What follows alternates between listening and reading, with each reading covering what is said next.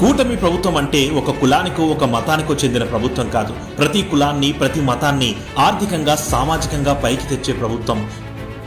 Scheduled కులాల సంక్షేమం కోసం ఎస్సీ వర్గీకరణ అమలు చేసి 59 ఎస్సీ ఉపకులాలకు సమాన రిజర్వేషన్లు కల్పించారు.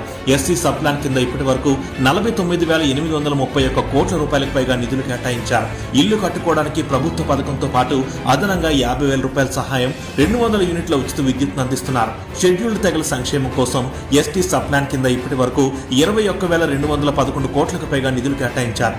భోగాపురం అంతర్జాతీయ విమానాశ్రయానికి గిరిజన స్వాతంత్ర సమరయోధుడు అల్లూరి సీతారామరాజు పేరు పెట్టి గిరిజన సమాజానికి గౌరవం కల్పించారు. అందరికీ ఇల్లు పథకం కింద అదనంగా 75,000 గృహ నిర్మాణ సహాయంతో పాటు 200 యూనిట్ల ఉచిత విద్యుత్నిస్తున్నారు. వెనుకబడిన తరగతుల సంక్షేమం కోసం బీసీ సబ్ ప్లాన్ కింద ఇప్పటి వరకు 1,37,484 కోట్లకు పైగా నిధులను కేటాయించారు.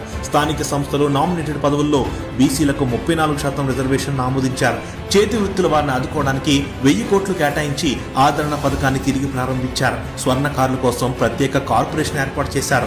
మత్స్యకారుల సంక్షేమాన్ని దృష్టిలో ఉంచుకొని జీవో 2017ను రద్దు చేస్తూ మత్స్యకార సామాజిక వర్గాలకు రిజర్వాయర్లు, చెరువుల్లో తిరిగి చేపలు పట్టుకునే హక్కులను పునరుద్ధరించారు.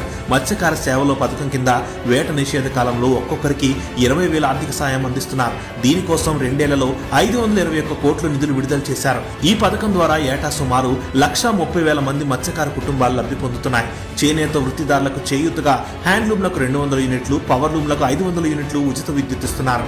చేనేత ఉత్పత్తులపై 5% జీఎస్టీని తొలగించారు. రాష్ట్ర వ్యాప్తంగా 1,00,000కు పైగా చేనేత కుటుంబాలకు పెద్ద ఎత్తున లబ్ధి చేకూర్చారు. కల్లుగీత సామాజిక వర్గానికి మద్యం దుకాణాల్లో 10% రిజర్వేషన్లు కల్పించారు.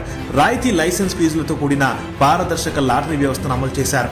యాదవ సామాజిక వర్గానికి మేలు చేస్తూ పశు బీమా పథకం లబ్ధిదారుల ప్రీమియం వాటాను 20% నుండి 15% తగ్గించారు. పశువుల బీమా కోసం 9 కోట్ల నిధులు కేటాయించారు. 12,500 మినీ గోకులం షెడ్లు నిర్మించారు. 2025-26 సంవత్సరానికి ఆర్యవైశ్య కార్పొరేషన్ కు 515 కోట్లకు పైగా నిధులు కేటాయించారు. శ్రీ వాసవి కన్యకా పరమేశ్వరి ఆత్మార్పణ దినోత్సవాన్ని రాష్ట్ర అధికారిక పండుగగా ప్రకటించారు. 2025 సంవత్సరానికి కాపు సంక్షేమ అభివృద్ధి కార్పొరేషన్ కు 4,672 కోట్లకు పైగా నిధులు కేటాయించారు. 2024 నుండి 3 ఆర్థిక సంవత్సరాలకు గాను మైనార్టీ సబ్ ప్లాన్ కు 15,901 కోట్లకు పైగా నిధులు కేటాయించారు.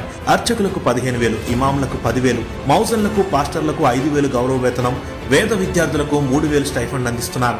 బ్రాహ్మణ సంక్షేమ కార్పొరేషన్ కు 323 కోట్లకు పైగా నిధులు కేటాయించారు.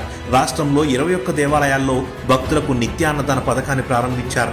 రాష్ట్రంలో 977 చర్చిల నిర్మాణాలకు, నిర్వహణకు 70 కోట్లు మంజూరు చేశారు. ఉద్యోగులు, కార్మికుల ప్రయోజనాలను దృష్టిలో ఉంచుకొని గత కొంతకాలంగా పెండింగ్ లో ఉన్న జీతభత్యాలు, ఇతర అలవెన్సుల కోసం కూటమి ప్రభుత్వం ఏకంగా 7,500 కోట్లను విడుదల చేసింది. రాత్రింబవళ్లు ప్రజల రక్షణ కోసం శ్రమించే పోలీసు సిబ్బంది సంక్షేమంపై దృష్టి పెడుతూ లీవ్ ఎన్కాష్మెంట్ బకాయిల కోసం 213 కోట్లను విడుదల చేస్తూ కీలక నిర్ణయం తీసుకుంది.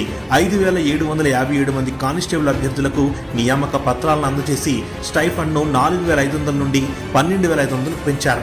జూనియర్ లాయర్లకు 10,000 గౌరవ వేతనం ఇస్తున్నారు. 2 ఏళ్ల పాలనలో ఏ వర్గాన్ని విస్మరించలేదు. సంక్షేమ పాలనను కుల మతాలకు అతీతంగా అందరికీ సమానంగా అందిస్తోంది సీఎం చంద్రబాబు నాయుడు గారి సారథ్యంలోని కూటమి ప్రభుత్వం. ఇది 2 ఏళ్ల నమ్మకం, అభివృద్ధి, సంక్షేమానికి నిదర్శనం.